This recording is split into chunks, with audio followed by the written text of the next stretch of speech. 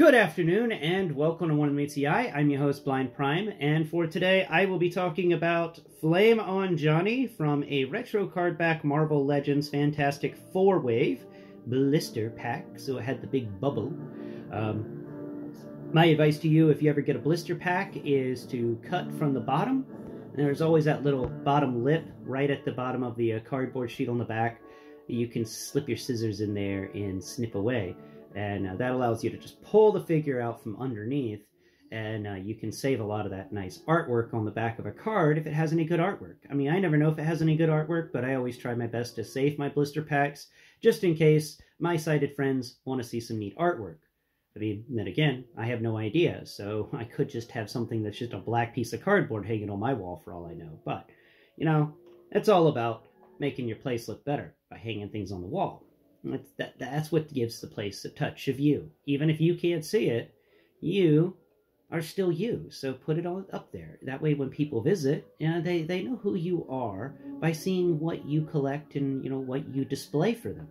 Now, this one is Flame on Jhonny, and honestly speaking, if I had to choose a Jhonny, which is a member of the Fantastic Four, I don't know if his last name is Storm, but I think it's Johnny Storm. Anyway, if there was a version of him to get, it would be the Flame On version. So when I saw this guy for $11 on Amazon Prime, I couldn't help but pick him up a couple of months ago because, he's Flame On Jhonny.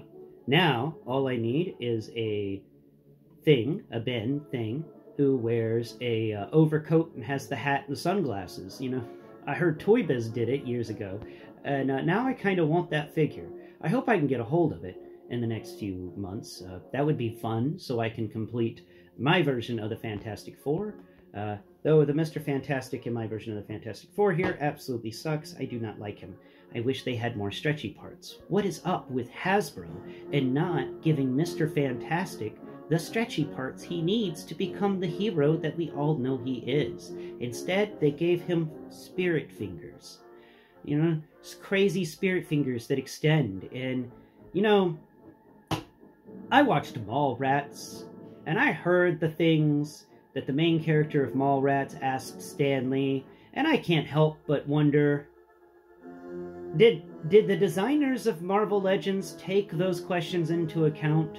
Because I know that, Mr. Fantastic here, he's got the crazy long fingers, and, I mean, okay, reaching some more dials and knobs, I guess, works out pretty well for those crazy long fingers. But you know what else works out pretty well? Satisfying your wife. I'm sure that he satisfies Susan a lot with those long fingers. And that's all I'm going to say on that one.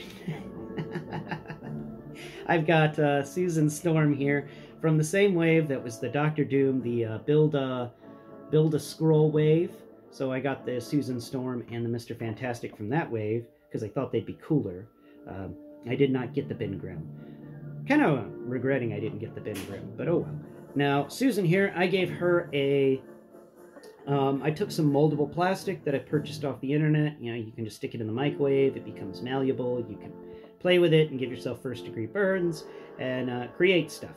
So I created her a force shield, because, she's all about them force shields. So I gave her a force shield so she could protect herself from an attack from an enemy position or something like that. But I was bored, so I did it. Of course, that means that her prettiness is hidden. Let's just bend her arm around, because it is attached to her arm, so we just gotta go. Hey, arm, bend your arm over that way. There we go. Now you can see the Susan behind it, and now it's sideways, so she's just blocking a path sideways now, or something. There it goes. Yeah, Susan. She didn't stand too well on her own, but now she stands very well. But that is Susan and Mr. Fantastic, Reed Richards, and I just wanted to talk about those for a second. Let's slide them each off to either side. The married couple will be on either side of Flame on Jhonny. And Flame on Jhonny here is actually a lot of fun. So let's get into Flame on Jhonny. First off, Flame on Jhonny comes with 3 blast effects and extra hands. Once again, I don't know what I did with one of his extra hands. I am just terrible at extra hands. So they got put down somewhere and mixed in with other hands. Now I don't know which hand is which. But he comes with these bracers of fire wielding as I've nicknamed them.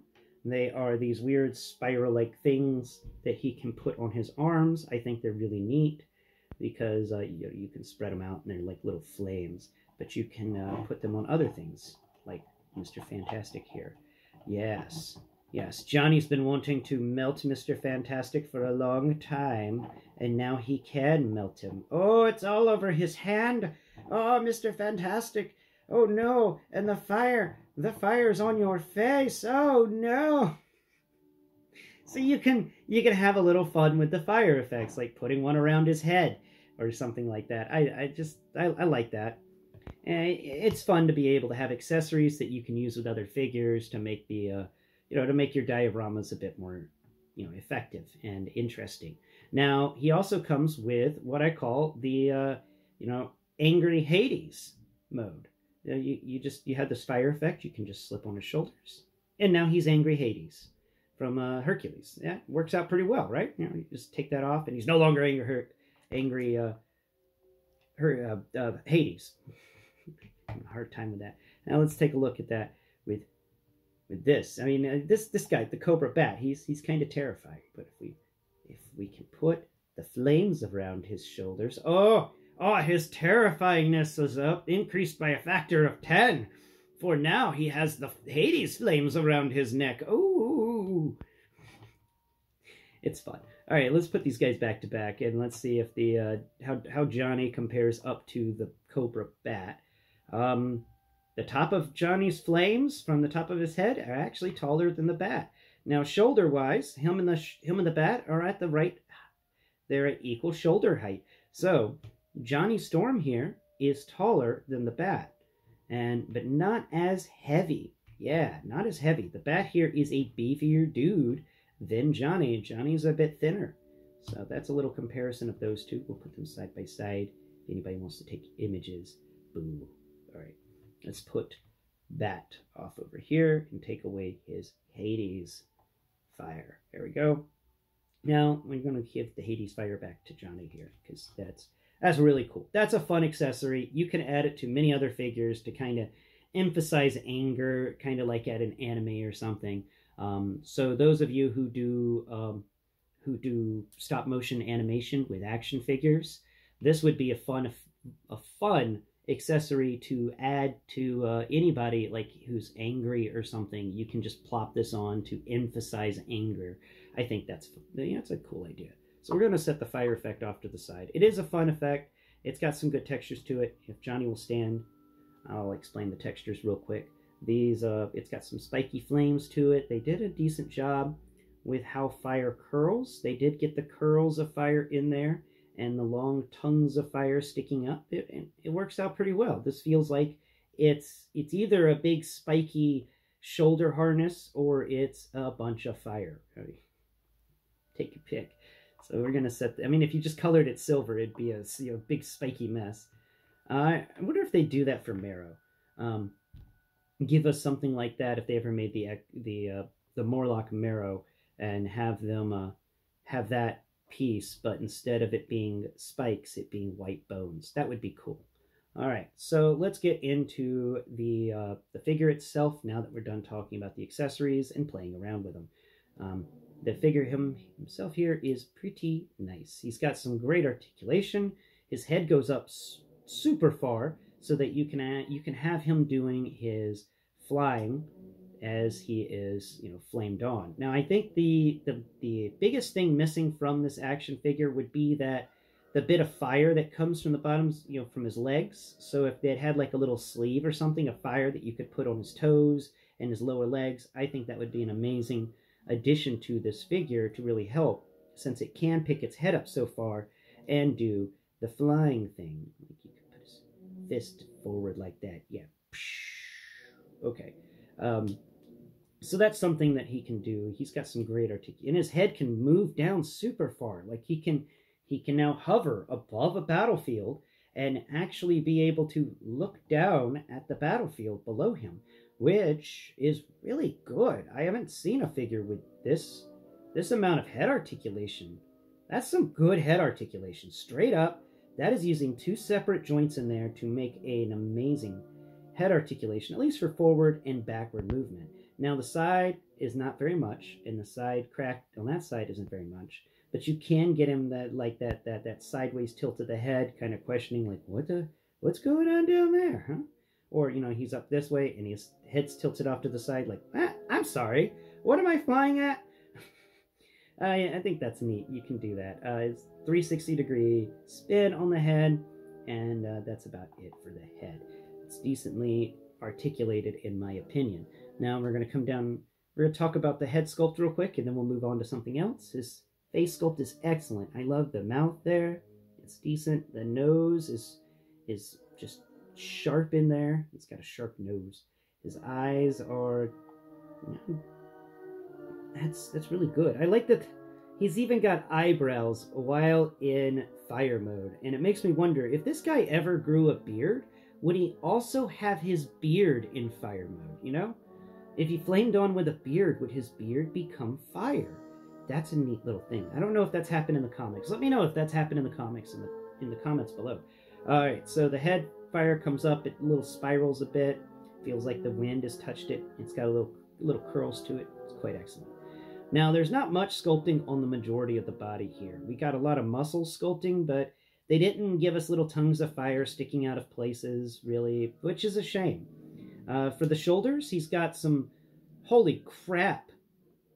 Man, that is some insane backing. You know, his, butterfly joints on the back end are just crazy. You know, you can actually, like, you know, put his arms together behind him and handcuff this guy. That's wild. That is some crazy back butterfly. Now, the front butterfly isn't as good, but it is okay. It's decent. He can move his arms pretty far forward. But the amount of space he can move them backwards is ridiculous. Like, look at that. It's just crazy. But you can then have him, like, arms spread out, like he's being hit by something, bend his back, and rip his head up like that. And he's like, "Rah!" All right. Now, move these arms back. So... not much really on the articulate, on the sculpt work here, except for really nice muscle sculpt, but they didn't give him nipples. There's some good sculpt work going on the body here, though I can't feel the Fantastic Four symbol, which is a shame. I could have sworn he had it on him, but then again, you know, I may be misremembering it. Love the... it's just one of those skin-tight outfits, so he is heavily muscled all the way down, except for his lower arms here, which have a really great, really amazing sculpt work for fire going on here, from the fist on upwards. And if you spin the fist, you notice that there's a chunk of the fire that's attached to the fist that's its own fire. So if you remove the fist and replace it with the other hand, you can take away that fire piece, and it actually slips into the rest of the molding of the fire on his forearm excellently. And that is some good mesh work right there. You bend the hand, you feel the little tongues, but when you put it together, it combines to create wonderful fire effect on his arm there. On his other arm, we've got a similar fire effect on the back of his left hand. That's the open hand, by the way. And then it connects with the fire on his forearm there as well. Just perfect, just perfect. And further making it really great is the fact that I don't think both of these are the same. No, they are not. They have some slight differences between them. Between the molding on the fire on his left hand, or his left arm, and the fire on his right arm, they are slightly different from each other because, you know, fire is never asymmetrical. Fire is really chaotic, and I appreciate that. Now, then double jointed elbows, and there is some swivel at the bicep, and then swivel at the hand, and his right hand has the left and right motion, not up and down, and his left hand has the left and right motion, not up and down. So there you go, 2 left and right motion hands, and moving on. So down here, he's got a ratcheted waist. You can rotate it 360 degrees if you want. And he's also got a back bend, an ab crunch, if you will, but not 2, just that 1.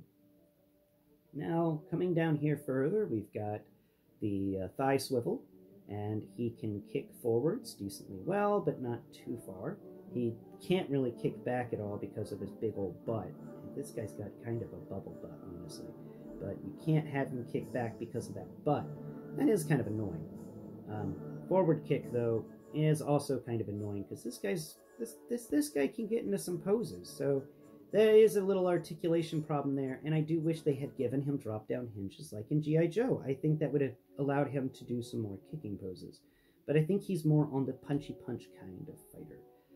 Double jointed knees, and then we've got some boot, swivel, and now his boots and the swivel here has got the same problem that I have with a lot of the Marvel Legends, where they just cut the muscle in half or they cut the top half of the muscle in your calf off on the back of the leg on the front to make this work, and that's a shame. I do wish they did more boots, but then again, I don't know how many Marvel characters actually wear boots.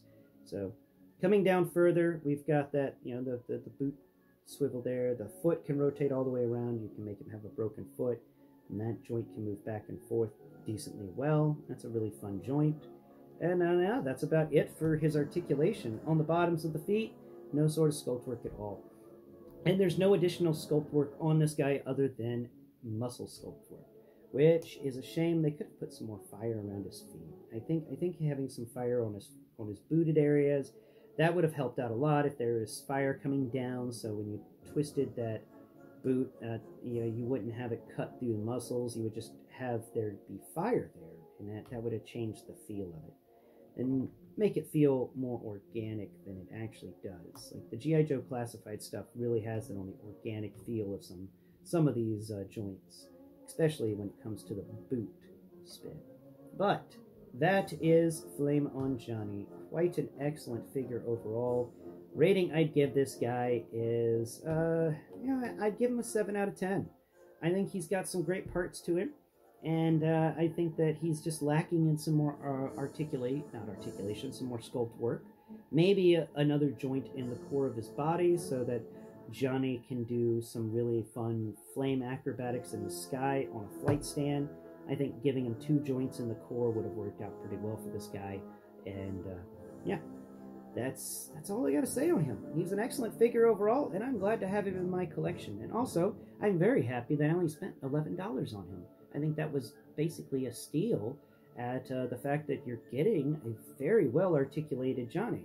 Now, people have talked negative about him, but honestly, I didn't look any of that up because I was just trying to give you my thoughts on it. And my thoughts are, this is a wonderful figure to add to your Fantastic Four collection, especially if you want a nice flame on Jhonny. The negatives are he didn't come with an extra, more fire effects to combine his feet together so that he has that Fantastic Four, fire coming off of his rear, and then maybe they could have done something like included a full-size number 4 in fire that you could have like pinned up on a wall or something. That would have also been something fun they could do, because he was a big fan of making a 4 in the air with fire, because why not? If you can do it, then just do it, man. Now, before I let you go today, I also wanted to mention that Rodimus Primal uploaded a video of their YouTube talk where they did at TFCon, where they had the YouTubers panel. And yeah, I got a shout out like 15 minutes in. That's pretty cool. I walked in a little late for the panel, and sure enough, one of the people on stage recognized me and called me out, called me a really, really great dude. And I was like, that's awesome. It's immortalized now. That was so much of a fun conference, and I am really, really happy that I got a chance to go. So here's being able to go to the next one, and no new updates on the HasLabs, but once I get the shipment information in, I will update you, my viewers and listeners, on what's happening with the HasLabs that I got. Death Source and his tank should be arriving at the same time. That should be interesting. We're going to have a race. Which, can Death Source beat his tank here? Can the flying giant dragon chicken beat the giant tank? All right. Have a great day, and until next Pride, bye-bye for now.